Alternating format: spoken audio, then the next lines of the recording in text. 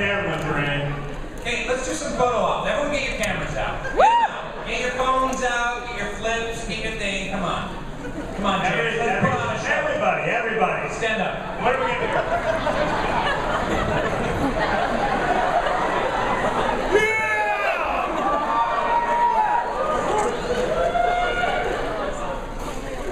How's that?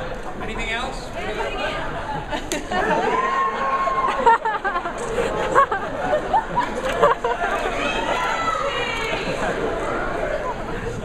All right, let's bring it down. All right, let's bring it down. Let's get really, really serious. Look at all these guys here. They're like total opportunists. They're getting yelled at. Thanks, guys.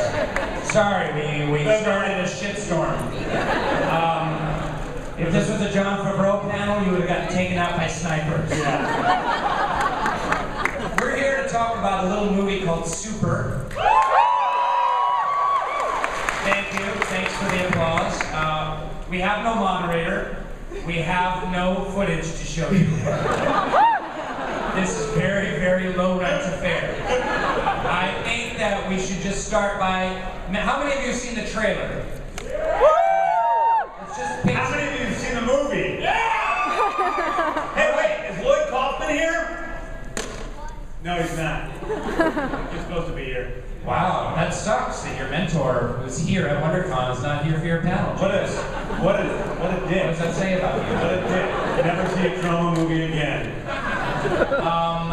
So maybe picture some really awesome footage that's really like in your face and subversive and weird, and people getting hit in the face with a pipe wrench, and now there's an explosion or two, and Ellen Page going, Ellen Page taking sexual advantage of Rainn Wilson. yeah, picture that. As Rainn does every night while he pleasures himself. Yes. Now that's kind of that. Now we've had a mind trailer, so it's even more real than actually seeing footage. James, tell us about the movie Super. Why did you write this movie? James, you're the awesome writer-director of Slither, horror classic, comedy classic, and wrote Scooby-Doo, Dawn of the Dead, many other great movies. PG porn, yes indeed. And PG porn. Tell us about Super. We'll interview each other. How'd you get started? Why did you write this script? Well, I wrote the script, Rainn, back in 2002. I started writing it as a short film, and it just kept getting longer and longer. And I wrote 57 pages in one day, and I decided this isn't a short film, it's actually a feature. And it was originally it was sort of the story of about a stalker who becomes a superhero. And it just sort of became more and more elaborate from there. I fell in love with the characters, especially the character of Frank Darbo, who was eventually played by Rainn, and the character of Libby, who ended up being played by Ellen Page. And it sort of started there. But I fell in love with the script, and then, I almost made it once in 2004, almost made it again in 2008 with Sony Pictures, and finally made it when we hooked up, Rainn. That's right, James, and it was magical. It's how did you come across the script of Super? Thank you. It's like a tennis match. Well, James, what happened? Because I know you've never. I've never heard the story before. I've never heard it. I was on the set of a little TV show we called The Office. I think with Ricky Gervais, yes. Yeah, Stephen Merchant. Yes. And really funny. Yeah. But your ex-wife was Jenna Fisher, Pam. Yes. Don't bring that up.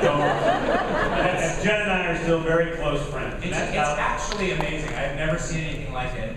They had the most civil divorce. They talked about it for a year, really reasoned things out. They're so loving. They talk like every week on the phone.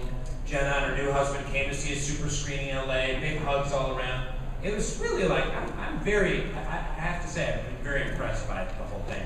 And yeah, let's have it. We're civil divorce. Civil divorce. It doesn't have to be ugly short sentence. It doesn't really.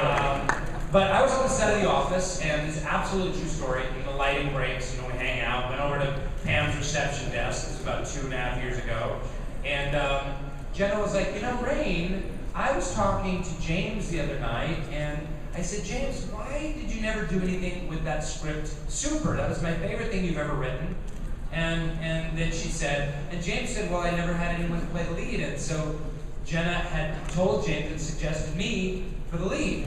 And James liked the idea, so Jenna was like, I'll text him and I'll send over the script. And so I went over to my Dwight desk and brought up the internet version of Internet Explorer from 1997 that's still on there, and opened the file of Super and sent it over to the office, printed it out, started reading it that very day in my trailer. And I was 22 pages in, and I texted James and I said, I'm in. I want to do this movie. I love it. My hands are trembling. And it wasn't a sexual thing. It really was A little bit of a second. just a little bit. But I was so moved at the beginning of the movie because early on, this it's not really a spoiler alert, but there's an incredible scene where the character that I play, Frank, who's just a normal schlubby guy, just a cook in a diner, happens to be married to Liv Tyler, only in Hollywood. And you know, he's really down in the dumps, he's hit bottom, he's on his knees, tearfully praying to God. There's like a page and a half monologue of him praying and sobbing, and it's also really funny and weird. And then in the very next scene, his brain gets touched. He gets tied down by these anti-rape porn tentacles, and then his brain gets touched by the finger of God. And I was like, this is amazing. I don't even need to read the end of the script. I know you're thinking it's a rip-off from Life as You Know It, but it's not. It's Is that the Katherine Heigl thing? I think so. Yeah. Did I get the name right? I only saw it 14 times. So that's how it happened, and then James and I, what happened next? What did we do then? I wasn't listening to what you were saying. What did we? I read the script. We said we're in. I went to a we went down. Ted Hope came along, the producer, and he became involved. And he, which was really cool because as many of you know, most of you know, James and I are avid Twitterers, and we tweeted about, hey, we're going out, pounding the pavement, taking up this really fucked up version of Watchmen. And Ted Hope, who's a great producer, he's done about 150 films in New York. I mean, anything from Welcome to the Dollhouse and Ice Storm and all kinds of crazy artsy films and cool films. He read that tweet and he was like, oh my God, that sounds so cool. I've been wanting to do kind of a take on the superhero genre. Let me check it out. So he begged us, we sent over a copy and brought him aboard, and he brought on financing and stuff like that. So it really happened via Jenna and via Twitter. It's really strange how it came about, but there was a lot of pounding the pavement, going around to production companies, sending the script out, trying to get people interested. This was at a time, it's still pretty bad right now, but this was at a time about 2 years ago when independent film had just dried up. They were just not making any money. No one was going to see any indie films. There was no financing. They were not selling at Sundance or any of the festivals. It was a really dark time to try and get the movie made. You go. Yeah, this is really it is a testament to people who still love movies in Hollywood. There's a lot of movies out there today that are made for everybody. They want to appeal to everyone, and they cost $150 million. This movie was made for a couple $1 million. All of the actors involved did it for scale, which means they only got paid a few $1,000s when they're normally getting used to getting paid, in the case of like Liv Tyler, a couple $1 million to do a movie. And everybody involved with this film did it because they love movies, and even though they have great careers, they still want to do something they care about. It isn't a movie for everybody. It's a movie for the outcasts and the rebels and the geeks and all the oddballs out there. And that's who we made this movie for.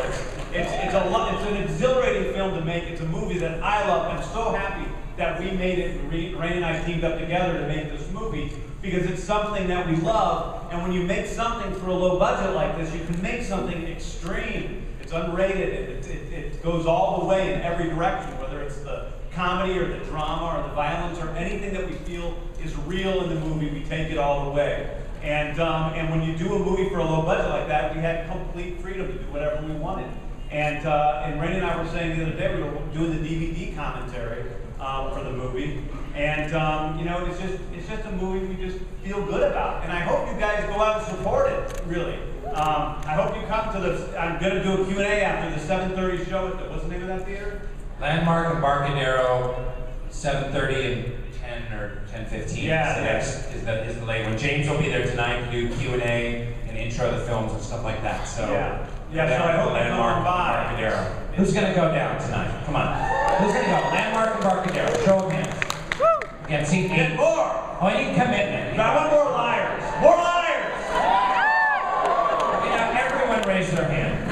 Just raise your hand. Okay, we'll see you tonight. Yeah. You go to hell if you don't. That's the way it works. That's how it works. Because you'll be a liar. How you doing? What are you doing?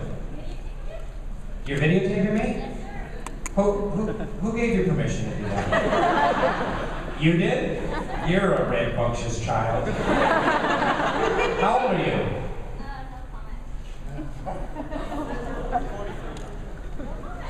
All right. I went well. I got back here in a rabbit suit. So yeah, so normally we have a moderator when we do this sort of thing. Normally we have footage to show, so... You know, why don't we get some questions, right, from people out in the audience? Let's do it. Let's just make this whole thing a Q&A. Does anybody have a question? But going off of what James said, you know, we just met the great Jon Favreau in the green room, which was awesome to meet, because I think that James and I both agree that Iron Man was pretty spot on exactly what you want to do with a Hollywood superhero movie. And but you know, our movie was made probably for the craft services budget of Iron Man. Yeah, for real. Maybe the wig budget of Iron Man is what, you know, our movie was made on. So really, the same amount as Mickey Rourke's cod piece in Iron Man 2.